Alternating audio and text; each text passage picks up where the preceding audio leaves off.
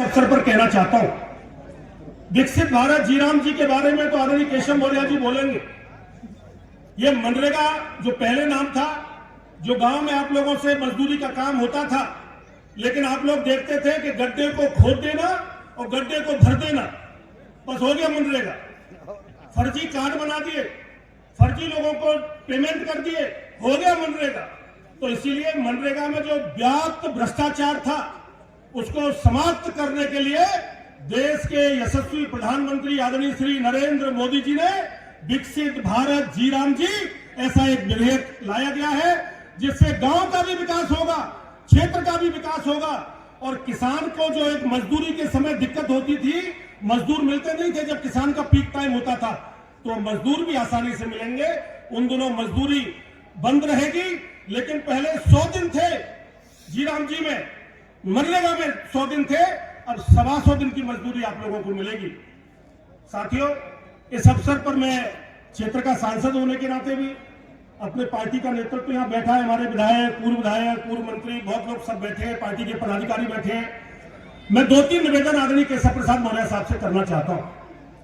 निश्चित रूप से आपका स्नेह हमेशा हमारे ऊपर रहा है, क्षेत्र की जनता का आपके ऊपर रहा है, सती मैया की कृपा आपके ऊपर रही है, और आपने भी सती मैया के लिए यहाँ जो सेवा आप कर सकते हो वो करने का काम भी किया है। लेकिन मैं आपके संज्ञान में लाना चाहता हूं कि आगरा में ताश ट्रेपेजियम जोन, टीटीजेड और एनजीटी, इन दो की बाध्यता के कारण आगरा के अंदर उद्योग नहीं खुल पाते।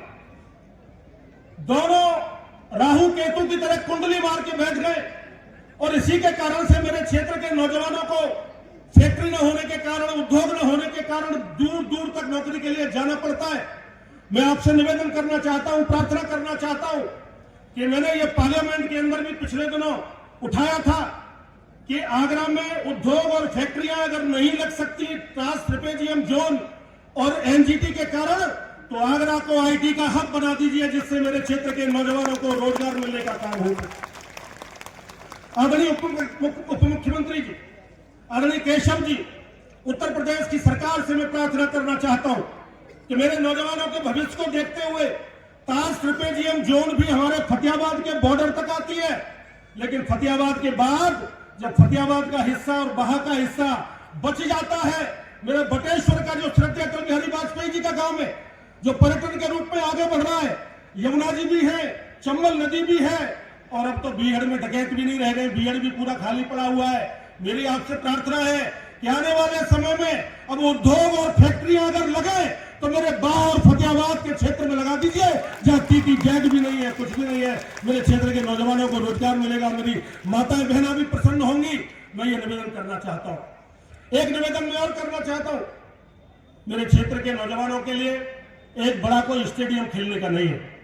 आज आगरा से अनेक प्रतिभाएं आगे जा रही हैं, अनेक प्रतिभाएं आगे जा रही हैं, अलग अलग क्षेत्रों में। मैं नाम गिनाऊंगा तो लंबी फेहरिस्त है। अलग अलग खेल में हमारे खिलाड़ी देश और दुनिया का नाम रोशन कर रहे हैं। मेरी आपसे प्रार्थना है, निवेदन है कि आगरा के संसदीय क्षेत्र में केवल 2 जगह मिनी स्टेडियम है, किरावली में है और अकोला में है, लेकिन फतेहाबाद और बा और खेरागढ़ के अंदर तीनों विधानसभा, यहाँ का नौजवान बहुत ही, मैं कह सकता हूं कि उसके अंदर ऊर्जा है, ताकत है, वो आगे बढ़ना चाहता है, लेकिन संसाधन के अभाव में वो खेल नहीं पाता। मेरी आपसे हाथ जोड़ के प्रार्थना है, एक तीनों विधानसभाओं में एक एक स्टेडियम की व्यवस्था आप मन संकल्प करके जाएंगे तो सती मैया के आशीर्वाद से पूरा होना ही होना है। एक स्टेडियम सबको दे दीजिए। और आगरा एक अंतर्राष्ट्रीय स्तर का शहर है, आगरा की पहचान पूरी दुनिया के अंदर है।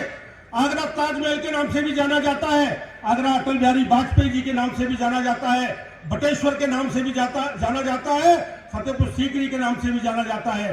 तो मेरी आपसे हाथ जोड़ के प्रार्थना है कि आगरा को अंतर्राष्ट्रीय पहचान के साथ साथ एक अंतर्राष्ट्रीय स्तर का स्टेडियम दे दीजिए, जिससे मेरे क्षेत्र के नौजवानों को, ब्रज के लोगों को, उत्तर प्रदेश के लोगों को खेलने का मौका मिल सके।